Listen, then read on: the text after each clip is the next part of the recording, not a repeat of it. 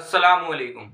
मेरा नाम है मोहम्मद शादाब और आज की इस वीडियो में जो नक्श लेकर हाजिर हुआ हूँ, ये नक्श उन लोगों के लिए है जो जिन्नात से परेशान हैं। किसी के घर में अगर कोई जिन्नात है तो इंशाअल्लाह वो इस नक्श से उस जिन्नात का इलाज कर सकता है। अगर किसी मरीज के ऊपर कोई जिन्नात है तो वो भी अपना इलाज कर सकता है। अगर किसी घर के ऊपर जादू के जरिए से जिन्नात को मुसल्लत कर दिया है तो इंशाअल्लाह वो शख्स भी इस नक्श से अपना इलाज कर सकता है। इसमें किसी आमिल की ज़रूरत नहीं है, वो आम शख्स भी इसका इस्तेमाल करके अपना इलाज कर सकता है। लेकिन इलाज का जो तरीका है वो आपको मुकम्मल समझना ज़रूरी है। एक बात मैं आपको बताता चलूँ, अगर किसी के घर में जिन्नात या शयातीन है या कोई भूत या कोई चुड़ैल का अगर साया है तो उसकी चंद निशानियां होती हैं। जैसे चीज़ों का गायब होना, चीज़ों का गायब होना और 2-3 या 4 दिन या 5 दिन बाद उसका मिल जाना, एक कैफियत ये होती है। और एक दूसरी चीज़ ये है कि चीज़ों का गायब होना और उनका ना मिलना। अगर कोई चीज़ गायब हो गई है और वो नहीं मिल रही तो ये इस चीज़ की अलामत है कि जो जिन्नात है वो जादू के ज़रिए से मुसल्लत किया गया है। यानी कि जो जिन्नात लेकर जा रहा है आपकी चीज़, वो जादू के ज़रिए से मुसल्लत किया गया है। अगर घर के जो शयातीन जिन्नात हैं, अगर आपके घर पर किसी ने जादू मुसल्लत नहीं किया, वो खुद ही मुसल्लत हो गए हैं, तो उसमें ये चीज़ बहुत कम देखी जाती है कि चीज़ गायब हो गई और ना मिले। अक्सर ये मसला उन लोगों के साथ में होता है जिनके घर पर जादू को मुसल्लत कर दिया जाता है और उसमें खबीस जिन्नातों को मुसल्लत करके उनको परेशान कराया जाता है। जैसे कभी कभी ऐसा लगता है कि हाँ, मेरे नाम से मुझे कोई आवाज दे रहा है। और बाज़ मर्तबा ऐसा भी होता है कि रात में जब किसी की आंख खुलती है तो उसको ऐसा लगता है कि कोई बाहर घूम रहा है या चलने फिरने की उसको आवाज आ रही है। ये जिन्नात की अलामत उस ताल्लुक से है जब जादू के जरिए से जिन्नात को मुसल्लत किया जाता है।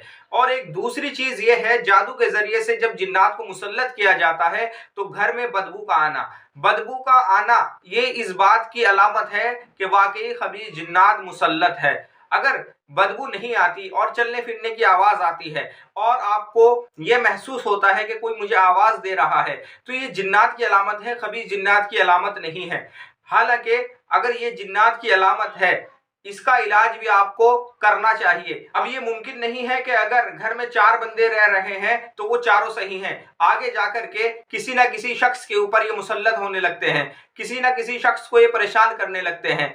तो इंशाअल्लाह अगर किसी के साथ में इस तरह का मसला है तो वो शख्स इस नक्श से अपना इलाज कर सकता है। और एक दूसरी चीज, अगर कोई शख्स अपने घर का इलाज करना चाहे तो वो इस नक्श को रात में अपने घर में रोशन करेगा, लेकिन जब वो अपने घर में इसको चिराग में रखकर रोशन करेगा तो इस बात को अपने जहन में रखे कि घर में जो भी लाइटें हैं वो सारी लाइटें बंद कर दें। यानी कि जितने भी बल्ब आपके घर में जल रहे हैं वो सारे बंद कर दें, रोशनी उस घर में ना हो जहां आप इलाज कर रहे हैं। यानी कि जिस घर में आप ये चिराग जला रहे हैं तो जब तक ये चिराग जलेगा वहां आपने रोशनी नहीं करनी, सिर्फ और सिर्फ इस चिराग की ही रोशनी रहेगी। तो आइए मैं इसका आपको तरीका बताता हूं, किस तरह से आपने ये बनाना है और किस तरह से आपने मरीज के ऊपर इस्तेमाल करना है और किस तरह से आपने घर के इलाज के लिए इस्तेमाल करना है।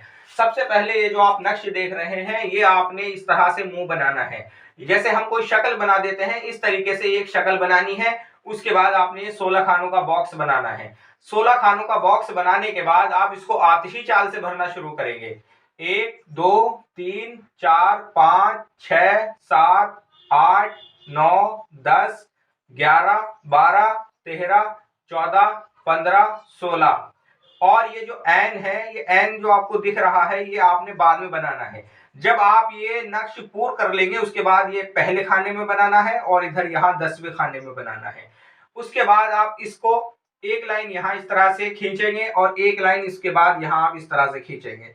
यहाँ जो आप लिखेंगे वो लिखेंगे अलिकन मलिकन तलिकन अंत अलम माफी कुलूबिहिम, ये आप लिख देंगे। उसके बाद यहाँ आप लिखेंगे सुलेमान बिन दाऊद अलैहिस्सलाम और यहाँ आप तिलिस्म लिखेंगे अल अजल अल अजल अल अजल। यहाँ आप लिखेंगे अलूहा अलूहा अलूहा। यहाँ आप लिखेंगे अलसाद अलसाद अलसाद। ये तिलिस्म और ये तिलिस्म और ये तिलिस्म ये लिखने आपने जरूरी है। एक बार को आप ऐसा हो सकता है कि ये इधर और ये इधर ये दोनों चीजें ना लिखें, जो चीज इधर है और जो चीज इधर है 1% ये हो सकता है कि आप ये ना लिखें तो ये काम कर जाए, लेकिन आपने 3 तिलिस्म लिखने लाजमी है। आप देखें कि इसका इस्तेमाल किस तरह से होगा। एक अहम चीज और मैं आपको बता दूं, अगर आप खबी जिन्नात या घर का इलाज करेंगे तो आप इसको लाल स्केच से लिखेंगे, यानी कि लाल रंग की रोशनाई से आप इसको लिखेंगे। जो लाल रंग का स्केच आता है या लाल पेन होता है, आप उससे इसको तहरीर करेंगे। और कम से कम आपने 11 नक्श तहरीर करने हैं। चाहे आप घर का इलाज करें, चाहे आप किसी मरीज का इलाज करें, आपने ये 11 नक्श तहरीर करने हैं और इसको आपने फलीते की शक्ल देनी है। फलीते की शक्ल जब आप इसको देंगे तो आप इसको जहन में रखें कि आप इसको इधर से मोड़ना शुरू करेंगे। इधर से पकड़कर आप इसको मोड़ना शुरू करेंगे। जब ये फलीते की शक्ल ले लेगा तो आप इसके इधर की तरफ एक हल्का सा निशान लगा दें, यानी कि यहां से इसे रोशन करना है। जब आप निशान लगाकर रख देंगे तो इसमें ये इम्कान नहीं रहेगा कि आपने इसको उल्टा रोशन कर दिया। अगर आप इसको उल्टा रोशन करेंगे तो ये किसी तरह से कोई फायदा नहीं करेगा। आपने इसको इधर से ही रोशन करना है। आप एक कोरा चिराग लेंगे और इस नक्श के ऊपर हल्की हल्की रुई लपेटकर इसको कड़वे तेल में रोशन करेंगे। अगर मुमकिन है कड़वे तेल में रोशन करना, जैसे कि नीम का तेल है, अगर आप आसानी से इसको ले सकते हैं, अगर आपके यहाँ पर आसानी से नीम का तेल मिल सकता है तो आप इसको नीम के तेल में रोशन करें। और अगर नीम का तेल आपके पास नहीं है तो आप इसको सरसों के तेल में या चमेली के तेल में इसको इस्तेमाल कर सकते हैं। जब आप मरीज का इलाज करेंगे तो आपने ये मरीज के सामने रोशन करना है और कम से कम आधा घंटा आपने इसको रोशन करना है। जब ये रोशन होगा तो मरीज की अजीब अजीब कैफियत होने लगेगी, जैसे उसका सर चकराना और हाथों पैरों में दर्द होना। बाज मर्तबा ऐसा होता है कि जिन्नात उस पर हाजिर भी हो सकता है, लेकिन ऐसा मुमकिन नहीं है। लेकिन बाज मर्तबा ऐसा हो जाता है कि मरीज के ऊपर जिन्नात हाजिर हो जाए। तो आपने कुछ नहीं करना, ना ही उससे कोई बात करनी है, उसे बैठा रहने दे और इस चिराग को जलने दे। जब ये जलकर खत्म हो जाएगा तो इंशाअल्लाह वो नॉर्मल हालत में आ जाएगा। और अगर किसी वजह से वो नॉर्मल हालत में ना आए तो आप आयतल कुर्सी का पानी 7 मरतबा पढ़कर दम करें एक गिलास पर और उसके ऊपर छींटा मार दे, तो इंशाअल्लाह वो नॉर्मल हालत में आ जाएगा। और थोड़ा सा पानी उसको पिला दे तो वो नॉर्मल हो जाएगा। और इस नक्श के साथ में अगर आप चाहें तो मरीज को 15 का नक्श पीने के लिए दे सकते हैं, यानी कि रोजाना एक नक्श पीता रहे और मगरिब या इशा के बाद एक वक्त मुकर्रर करके इस नक्श को अपने सामने रोशन करता रहे।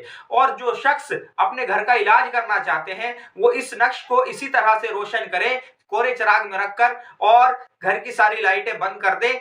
उसके बाद इसको घर में रखकर रोशन कर दें। अब मिसाल के तौर पर किसी के घर में 2 कमरे हैं और सामने उनके सहन हैं, तो वो किस तरह से अपना इलाज करेंगे। दोनों कमरों का आप दरवाजा खोल दें। जो 2 कमरे हैं आपके, उन दोनों कमरों का आप दरवाजा खोल दें और आप इसको कमरे की तरफ इसका रुख कर दें, यानी कि चिराग की जिधर लो है वो लो आप कमरे की तरफ कर दें, यानी कि दोनों में से किसी एक कमरे की तरफ उसकी लो कर दे और इसको जला दें। और इंशाल्लाह सारी लाइटें बंद कर दें और इसको सहन में रखकर इसी तरह से 11 के 11 दिन रोशन करें।